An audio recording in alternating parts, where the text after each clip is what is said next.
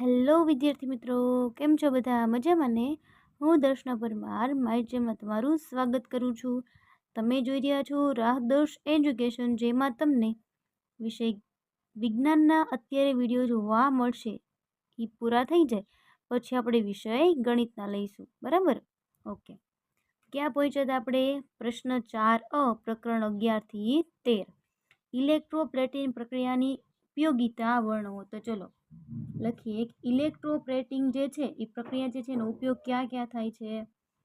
તો લખીએ ઇલેક્ટ્રોપ્લેટિંગ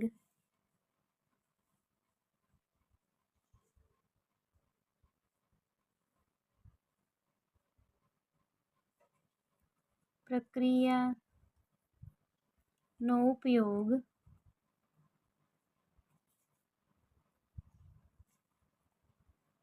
ધાતુઓને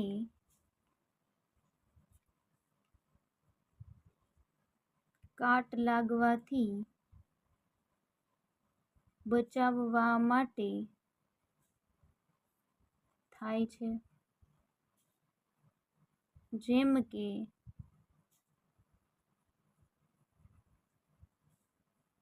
લોખંડ પર ઝીંકનું ઇલેક્ટ્રોપ્લેટિંગ કરવાથી તેને કાટ લાગતો અટકે છે, બરાબર? એના માટે પણ થાય છે. એની પછી લખીએ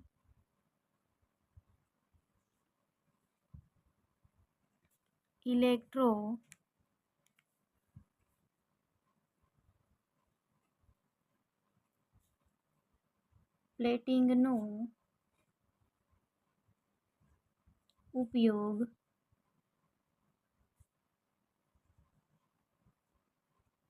વસ્તુઓને આકર્ષક બનાવવા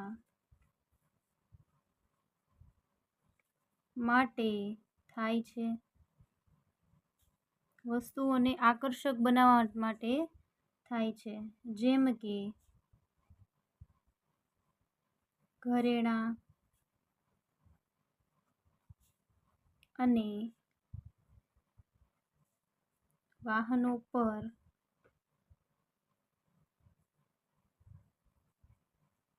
સોના અથવા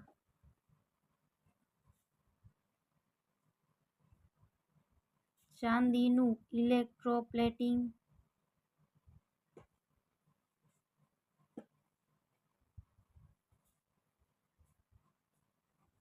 કરવામાં આવે છે.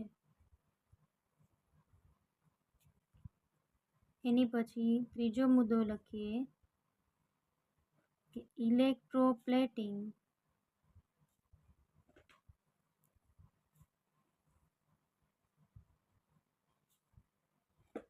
નો ઉપયોગ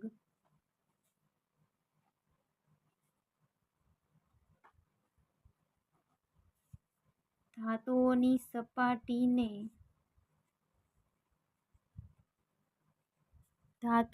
સપાટીને સખત અને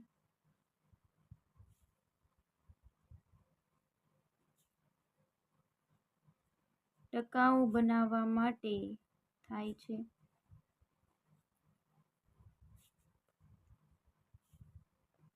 અને છેલ્લો મુદ્દો લખી દઈએ. ઇલેક્ટ્રોપ્લેટિંગ નો ઉપયોગ એવી સપાટીઓ બનાવવા માટે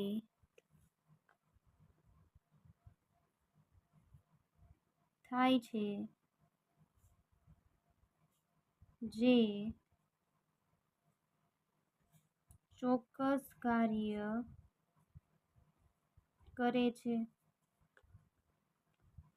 જેમ કે વિદ્યુત વાહકતા અથવા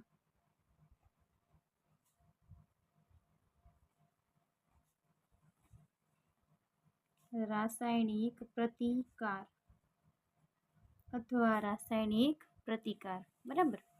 એની પછીનો બીજો પ્રશ્ન જોઈએ। શું કીધું છે કે ચોમાસામાં આકાશમાં વીજળી કેવી રીતે ઉત્પન્ન થાય છે? તો લખીએ, ચલો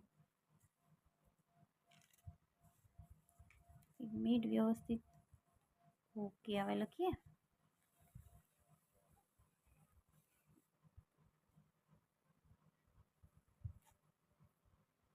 વાદળોમાં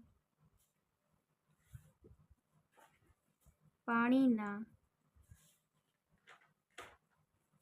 નાના કણો હોય છે।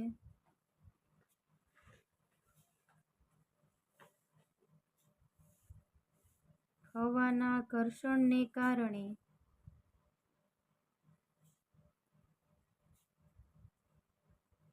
આ કણો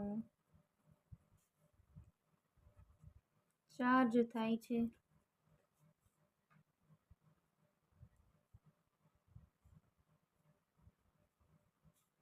કેટલાક વાદળો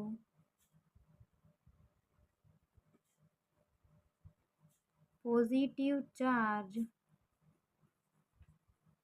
મેળવે છે જ્યારે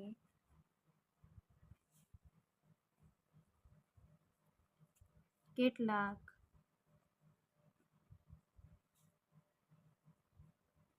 નેગેટિવ ચાર્જ મેળવે છે।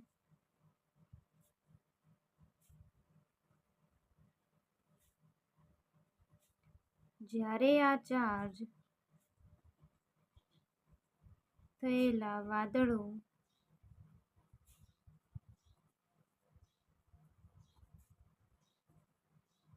એકબીજા સાથે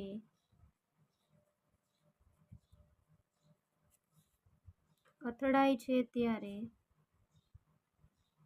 લાખો વોલ્ટની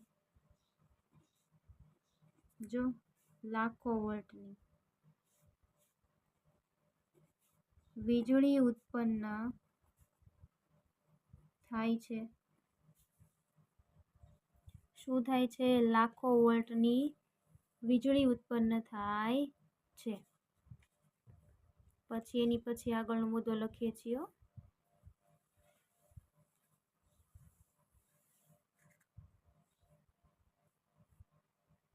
ઓકે, હવે લખીએ।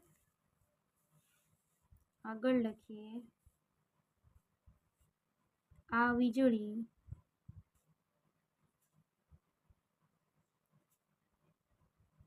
આકાશમાં ચમકે છે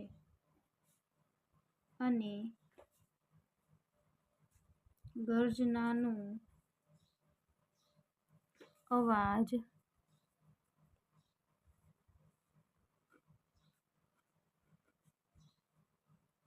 ઉત્પન્ન કરે છે। છેલ્લો પોઈન્ટ લખી નાખીએ, વીજળી અને ગર્જના એક સાથે થાય છે, પરંતુ પ્રકાશની ગતિ ધ્વનિ કરતાં વધુ હોવાથી વીજળીનો ચમકારો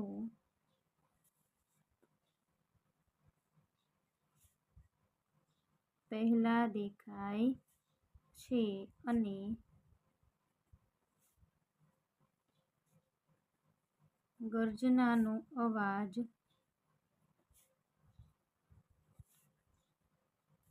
પછી સંભળાય છે।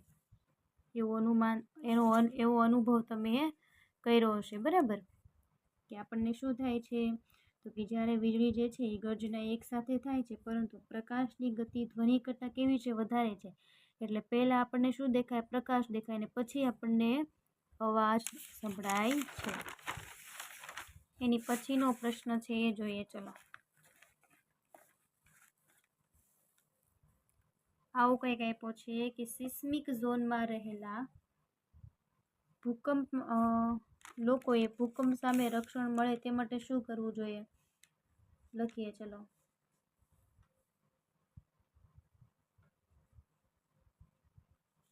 ભૂકંપ પ્રતિરોધક મકાનો પહેલા તો બાંધવા જોઈએ. બરાબર, ભૂકંપ પ્રતિરોધક મકાનો બાંધવા,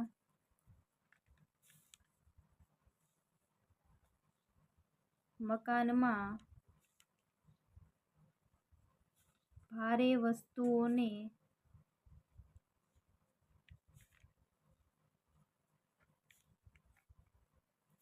યોગ્ય રીતે બાંધવી જેથી તે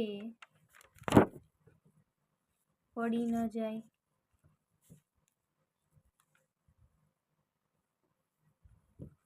પછી ઘરમાં, શાળામાં અને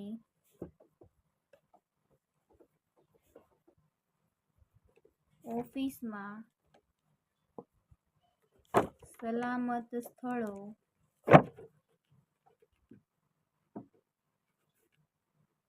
નક્કી કરવા કે જો કદાચ ચલો ભૂકંપ આવે તો કઈ જગ્યાએ જવું. બરાબર, એવી રીતે સલામત સ્થળો નક્કી કરવા જોઈએ.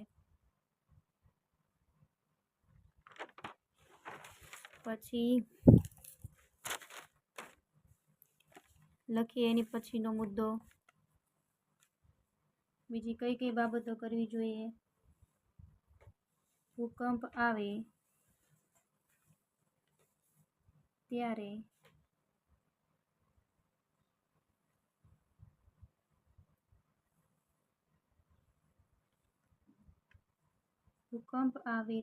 ટેબલ નીચે અથવા મજબૂત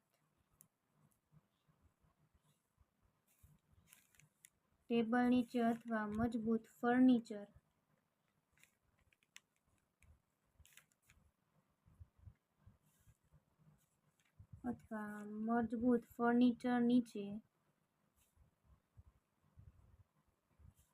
આશ્રય લેવો.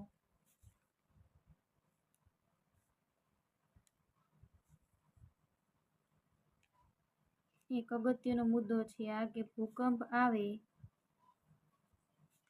ત્યારે શું કરવું તેની માહિતી હોવી જોઈએ. એ ખાસ જરૂરી છે. બરાબર, એની માહિતી હોવી ખાસ જરૂરી છે. પછી જ્યારે ભૂકંપ આવે, બરાબર, ત્યારે ગભરાવું જોઈએ નહીં. લખીએ કે ભૂકંપ આવે ત્યારે ગભરાશો નહીં. પછી લિફ્ટનો ઉપયોગ કરવો જોઈએ નહીં. કરવાનું ટાળવું જોઈએ. બરાબર, આ બધી ઘણી બધી વસ્તુ એવી છે કે ભૂકંપ આવે, બરાબર, ત્યારે આપણે ધ્યાન રાખવું જોઈએ. પછી પરિવાર સાથે કટોકટી યોજના બનાવવી.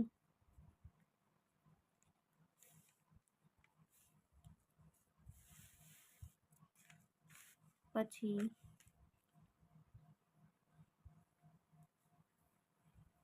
કટોકટી સમયે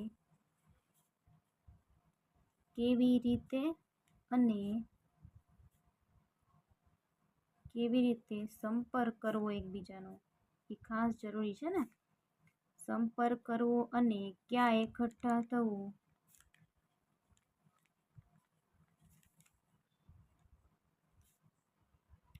તે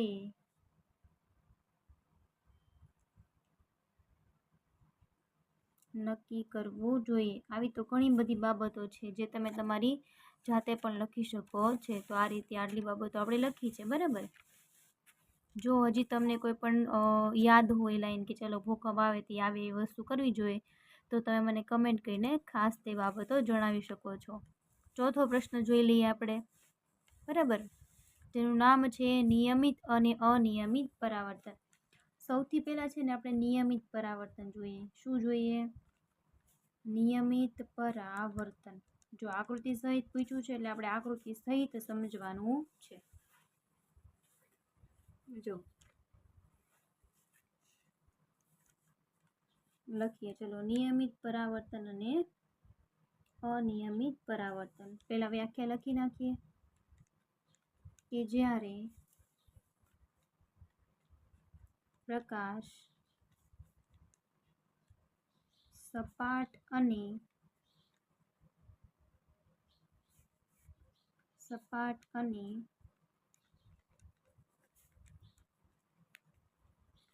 ચળકતી સપાટી પર પડે છે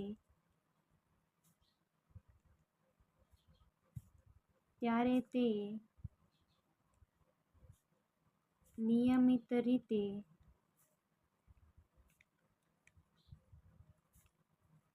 પરાવર્તિત થાય છે.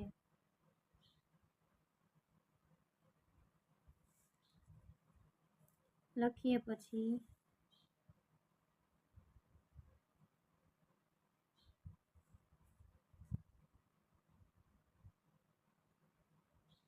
આમ અહીં પરાવર્તિત કિરણો એક નિશ્ચિત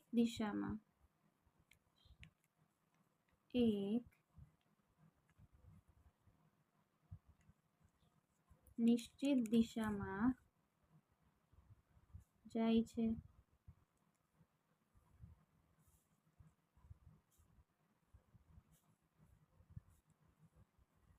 આ પરાવર્તનમાં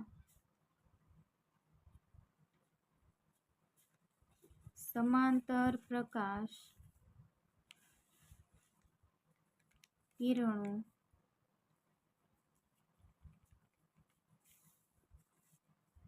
સમાંતર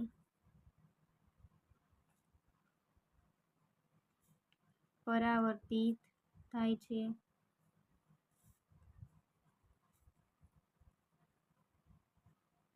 નિયમિત પરાવર્તનને કારણે આપણે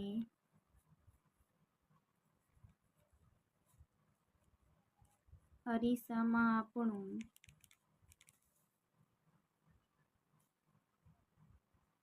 પ્રતિબિંબ જોઈ શકાય છે. ચલો, એક સરસ મજાની નાનકડી એવી આપણે આકૃતિ અહીં ડ્રો કરવાની છે, આપણે કરી નાખીએ.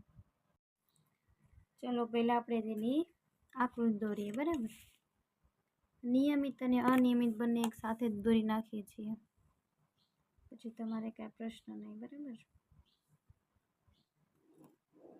આ નિયમિતનું કરીશું, અહીંયા બાજુમાં તે અનિયમિતની પણ કરી નાખીએ. જો નિયમિતમાં કેવું હોય ખબર? જો અહીંથી કિરણ આવ્યું તો એ વ્યવસ્થિત આ રીતે સમાંતર દિશામાં જશે. જો આ રીતે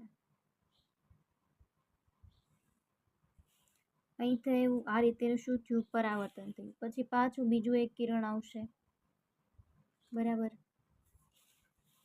એ પણ શું કરે છે? નિયમિત પરાવર્તન કરશે. જો તમને સરસ મજાની આકૃતિ તમને અહીંયા જોવા મળશે, આ રીતે પરાવર્તન કરશે. ત્રીજું કિરણ આવશે, એ પણ શું કરશે? એનું નિયમિત પરાવર્તન કરે છે. શું કરે છે? નિયમિત પરાવર્તન કરે છે, બરાબર. આ શું થઈ ગયું? નિયમિત પરાવર્તનની આકૃતિ થઈ ગઈ, બરાબર. એ જે છે બરાબર જેટલું કિરણો જે છે એ વ્યવસ્થિત જો એક દિશામાં શું કરે છે, વ્યવસ્થિત નિયમિત પરાવર્તન કરતા આપણને કિરણો જોવા મળે છે. તો આ જે આકૃતિ છે કોની છે, તો કે નિયમિત પરાવર્તનની છે. શેની છે? નિયમિત પરાવર્તન છે. અનિયમિત પરાવર્તન આપણે લખવાનું બાકી છે, પણ પહેલા આપણે સાથે સાથે હવે આકૃતિ દોરી નાખીએ. અનિયમિત પરાવર્તન બંને બાજુમાં હોય ને તો તમને ખ્યાલ આવે બરાબર કે બંને આકૃતિમાં શું ડિફરન્સ દેખાઈ રહ્યો છે. અહીંથી એક કિરણ આવે છે અને જો છેક અહીંયા છેક પરાવર્તન પામે છે. અહીંથી એવું બીજું એક કિરણ આવે છે અને એ જો આ રીતે પરાવર્તન પામે છે. પછી ત્રીજું એક કિરણને હજી આપણે એક લઈ લઈએ. એ જો આ રીતે પરાવર્તન પામે છે. તો જો કેવા અલગ અલગ પરાવર્તન પામે છે કે નહીં, તો કે હા. તો આને શું કહેવાય? અનિયમિત પરાવર્તન કહે છે. ચલો આપણે એની વિશે થોડુંક લખવાનું બાકી છે ને, એ આપણે પૂરું કરી દઈએ એટલે તમારો પ્રશ્ન પૂર્ણ થઈ જાય.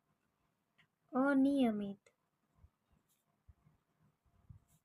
પરાવર્તન મોસ્ટ એમપી પ્રશ્ન છે મિત્રો, કરવાનું ભૂલશો નહીં. એમાં થોડું ઘણું આપણે લખી દઈએ બરાબર, વધારે કંઈ લખવાની જરૂર છે નહીં. જ્યારે પ્રકાશ ખરબચડી, ઓલામાં લીસી સપાટ એટલે લીસી એટલે ખરબચડી છે. આમાં જો ખરબચડી સપાટી પર પડે છે ત્યારે તે અનિયમિત રીતે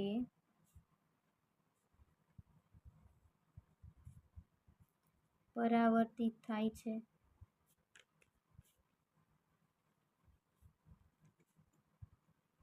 આ પરાવર્તનમાં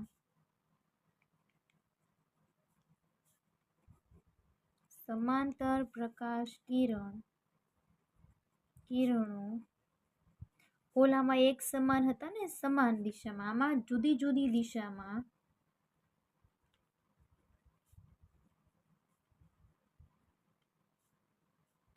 પરાવર્તિત થાય છે.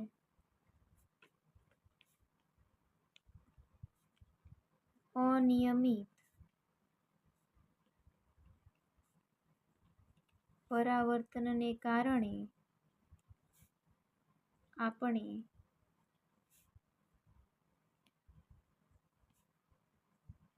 વસ્તુઓને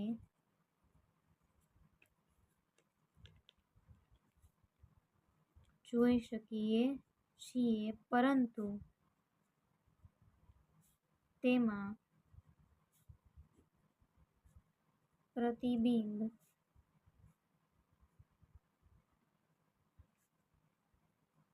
સ્પષ્ટ દેખાતું નથી.